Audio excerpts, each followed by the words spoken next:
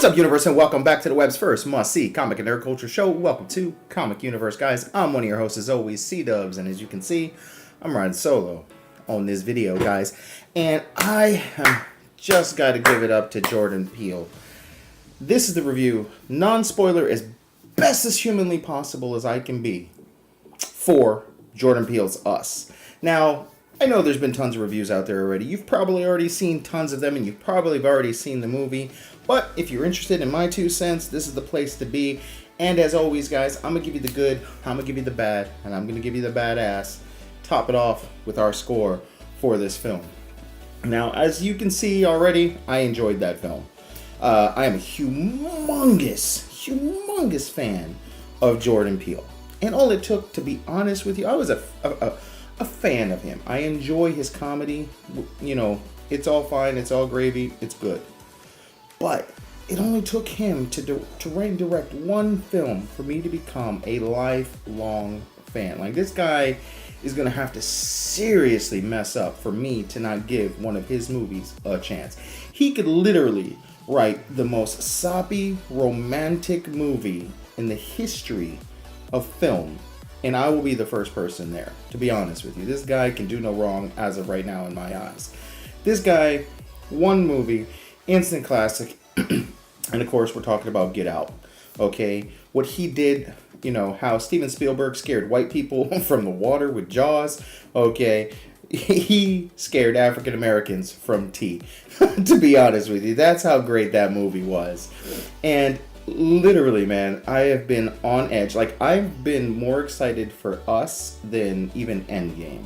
And looking at my wall, you'd be like, you're lying. No, truth. Like, you could ask my wife. I was giddy as all hell once this film started in the movie. I was like literally, oh, this is gonna be great. And I gotta say, it didn't actually live up to my expectations, okay, and my hopes, but I thoroughly enjoyed this film. This is definitely a film you have to check your brain at the door, enjoy the movie, pick your brain back up on the way out, then break it down and try and analyze it. If you're sitting in the film trying to break it down and analyzing it, you're going to miss things are going to just not add up to you at first, and you're just going to literally just combobble your mind with all kinds of like, wait, what, who, how, why? Okay, and the best way to do it, again, if you haven't already seen it, check your brain at the door, enjoy the film for what it is, pick it back up on the way out, and then come back here to the comment section or over to our Facebook and just say, hey, Dubs, let's talk about it. Okay, and I'm here because I need more people to talk about this film. I have so many theories on it. I've literally looking at the second time I saw the film. I've seen it twice already, all right, guys. Like, the second time I watch it, I'm just literally watching the background and all the other stuff. I'm not even paying attention to the characters all that much anymore, because I was so enthralled with the characters that I knew I missed stuff in the background. And boy, did I ever! And I'm thinking about doing another video, maybe some theory videos on this film as well. So if you guys have enjoyed Us and we're hyped, this is going to be the channel to be at, because I am super hyped about this film. Alright, guys, so as we all know, this was written and directed by Jordan Peele. It is starring Lupita Nyong'o, Winston Duku, Evan Alex, and I think her name is Shandaya Wright Joseph. Also, Madison Curry as the young Adelaide, if you will. These are the major stars here of the film. This is the family that we follow, the Winstons, if you will. They're going on their family vacation, essentially. They're going to their summer home on the beach in California. And we learned right off the bat that when Adelaide, who is the main protagonist here, the mother, that was played amazingly by Nyong'o. She is just on another level with this film, guys. Like, to be able to switch back and forth between the 2 roles of her and Red, okay, just blew my mind. So, the Winston family, they're going on vacation. We find out that when Adelaide, who is the mother played by Nyong'o, when she was younger, she kind of wandered away from her family and found her way into a fun house, if you will, a house of mirrors. And in there, she just so happened to stumble across her doppelganger. And it totally scarred her for life. And it took her many years after being found by her parents to actually assimilate back into what you could say a normal routine or a normal life, if you will, whatever normal may be, you know, just being able to communicate, conversate, and understand exactly the way the world is, if you will. So basically she was just hit with some severe PTSD, if you will, you know, along those lines. And going back to this summer home brings back some issues for her, and she has some really heightened anxiety.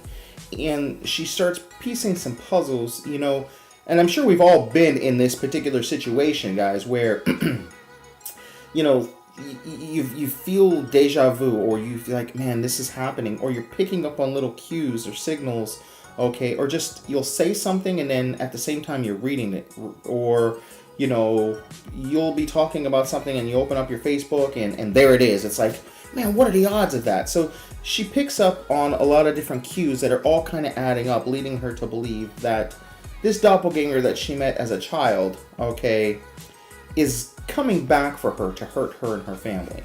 And lo and behold, you know, just after expressing this issue with her family or with her husband, and her husband just trying to wrap his head around the whole idea that she met, you know, another her, and he's like, but you were in a house of mirrors. She goes, no, it was real.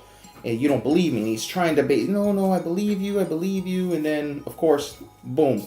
Lights go out and we're dealing with a home invasion movie, okay? And I'm not doing it justice. And I'm trying to avoid any craziness because I don't want to spoil anything for anyone. I'll leave that for the spoiler review.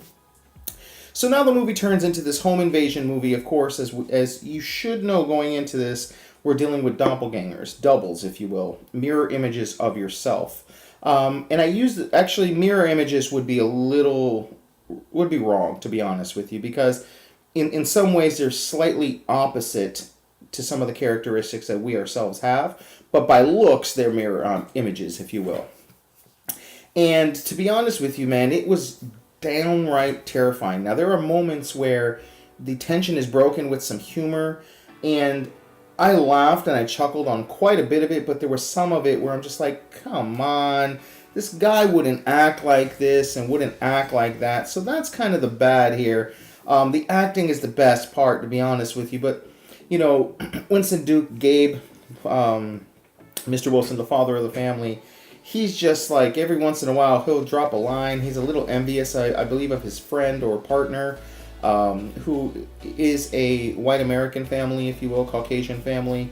And I'm just like, man, this guy has such a beautiful family. He's got a nice home, nice car, just bought a boat, regardless how crappy it is. Why should he be like jealous or trying to keep up with the Joneses, and in this case the Smiths or whatever their names were, the Tylers, that's what their name were, I should say, you know, and Kitty and Josh, you know. I'm just like, come on, this guy's got a beautiful family. He would not be like that. And he was just sometimes a little too goofy, but it was good contradiction to the heightened tension that we were dealing with. So I gotta give it its just due on that. But I do think that we could have dealt with maybe 2 or 3, maybe even 4 less jokes, and maybe just a scene with him deal with it. Like, I think, and again, I use this term loosely because what's the definition of normal? Who's to say who's normal and who's not, you know?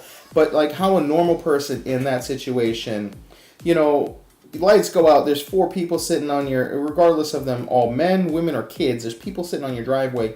You get out there and you're like, you guys need to get off my property, right? They don't listen, they don't even respond, budge, or move, and they just stand there, right? And especially if you're a big, giant man like Winston Duke is, right? So he goes back in and grabs a baseball bat. Okay, he's like, you want to get crazy? Of course, it reminded me exactly of this moment. Made mistakes. And then he had us. Lights out! Now you want to get nuts! Come on! Let's get nuts.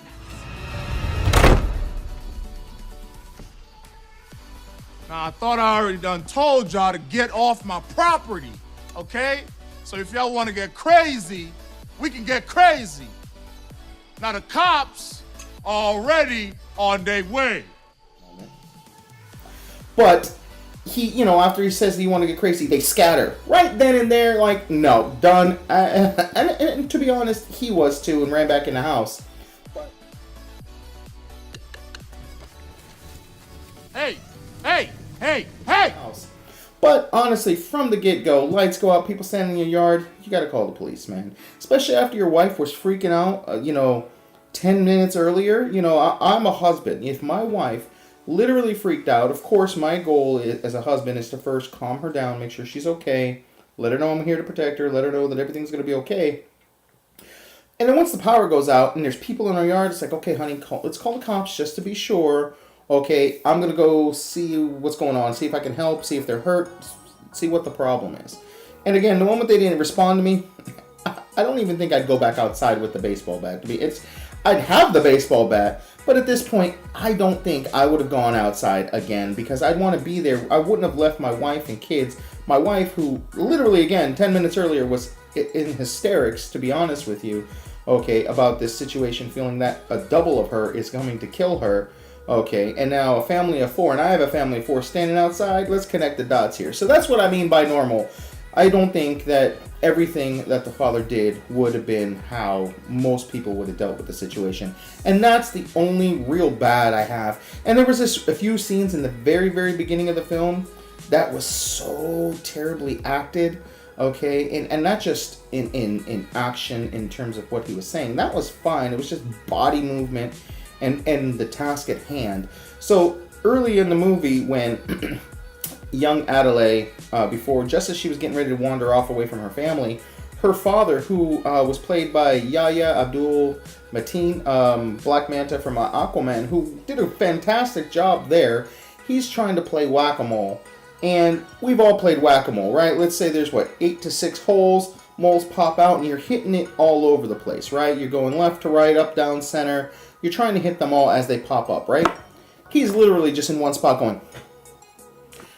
And even if the moles were digitally and created, and that scene wasn't really there, okay? And it literally, he's on a green screen hammering. He still should have been moving his hand around. He's just going literally like this. And I'm just like, what? Like such an easy thing. And we get all kinds of symbolism and things that you catch on in the movie, and you're like, I know this means something. And there's some nostalgia too. So if you're an 80s baby, you'll remember that there was a Hands Across America, basically a charity fund. You paid $15 to join in this line where everyone would hold hands for 15 minutes, and literally they were trying to stretch the line from coast to coast, New York to California, and everybody, that was the goal, and it was to promote, help the homeless. It was to give a helping hand, show that we were all equal, love your neighbor type of thing. And so it was really cool to kind of see that commercial, because I actually remember that commercial as a kid, and some of the nostalgia in the very beginning of the movie, that was really cool too. So back to the home invasion. Sorry on that little tangent there. It just popped in my head on how bad that whack-a-mole scene was. So as the home invasion is going down, of course, they find a way into the home. And this is where they come face to face with each other. Now, of course, Adelaide, who knows that she has a double out there, you can see she's distraught.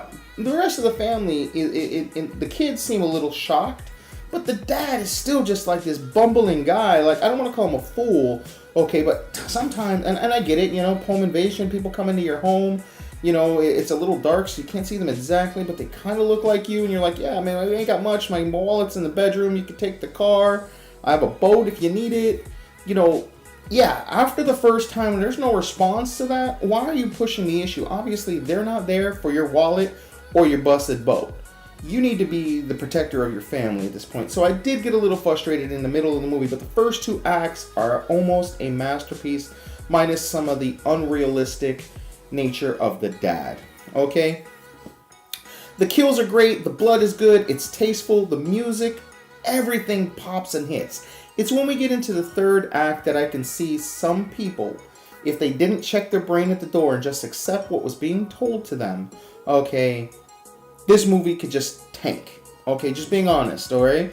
For those people who are sitting there going trying to put the pieces together, you're going to be so frustrated in trying to figure out the reality and how.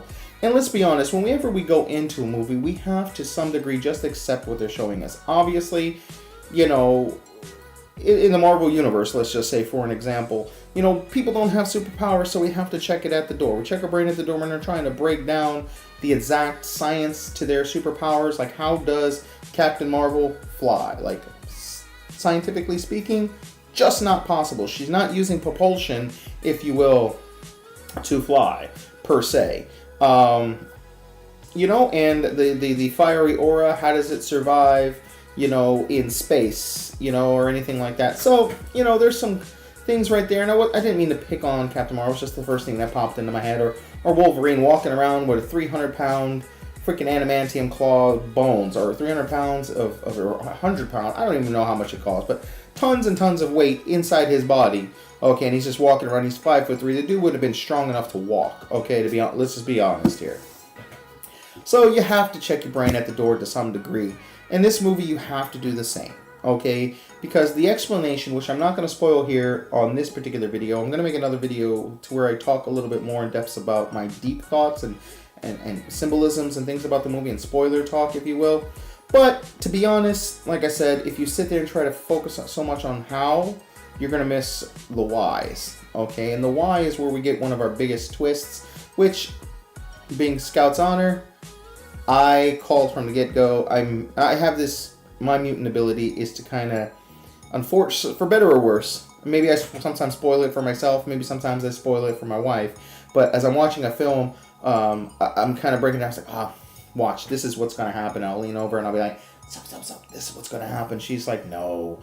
And then it happens, and she's like, you damn asshole, you ruined the movie for me. Well, she didn't really say that, but to be honest, I called it with Get Out. I called it with this movie. And this movie's a little easier to see coming than definitely Get Out. But, you know, it's hard to compare the two. You don't want to, but you're definitely compelled to.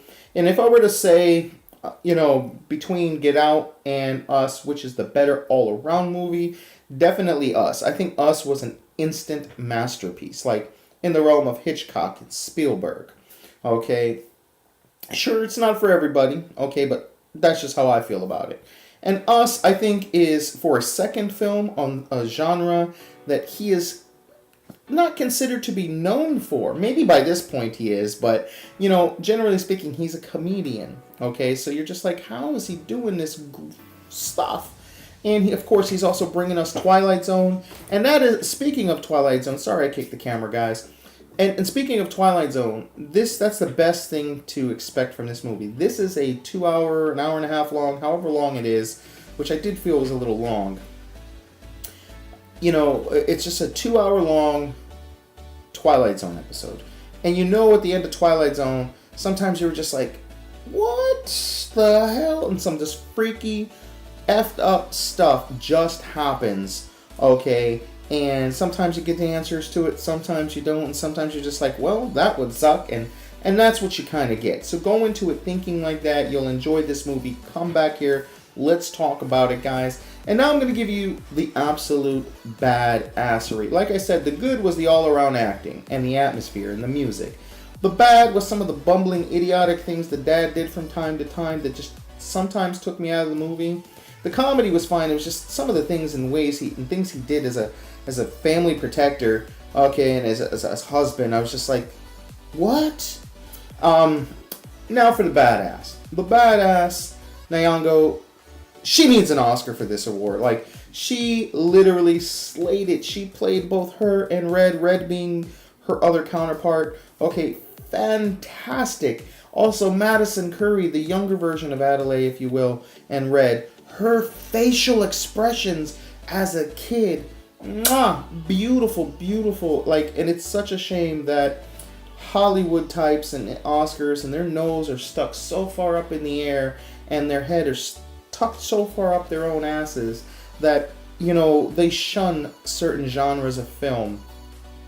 You know, to be honest with you, like Hereditary last year, I forget the actress's name, but the lady who played the mom, that lady deserved to at least be nominated for an Oscar. In that movie, I don't think won anything. Like, it blew my mind how good of an actress she was. I literally thought she was losing her mind. And here, with Nyong'o going from, you know, matriarch of the family, loving, protecting, nourishing, and then you see her kind of breaking down and getting a little scared, okay, and freaking out, just wanting, you know, terrified of her own life and her family's life.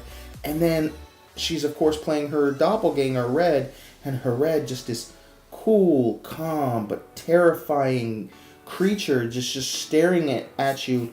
Literally, you could, who's in charge of this family and dishing out directions and orders, okay, talking weird, and just the twitches and the way she walked and movement, like, it was beautiful.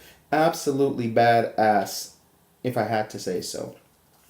And guys, right now on Metacritic, this score, it has an 81%, so that is awesome. It's definitely a must-see by them.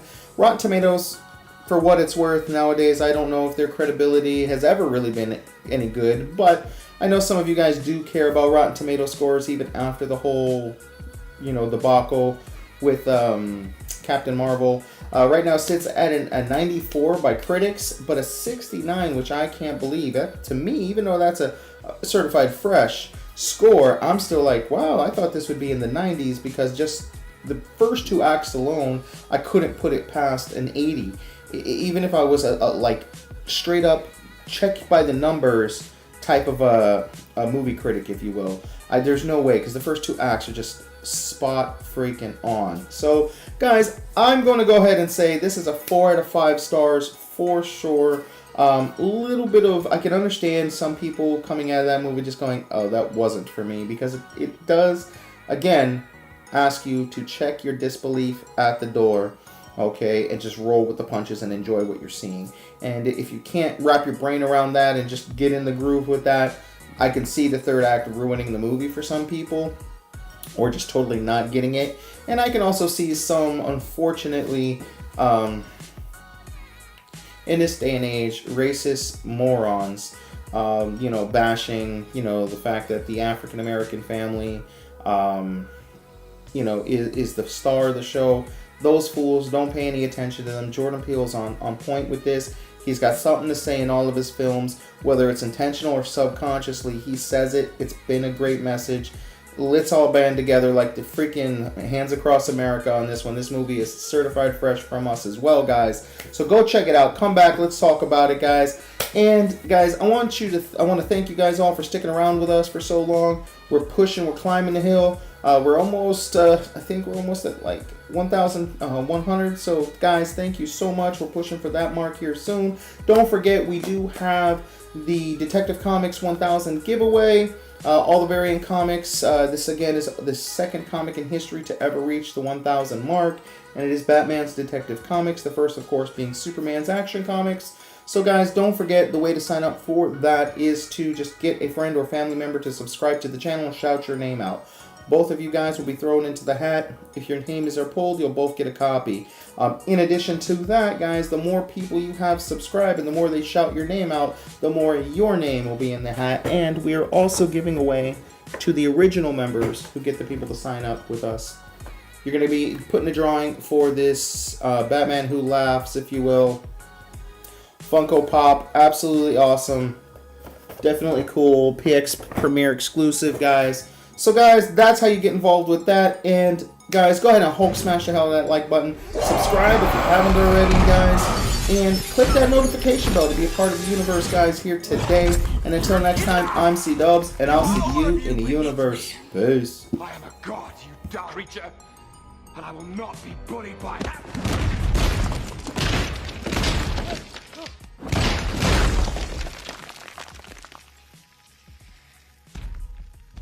Puny god.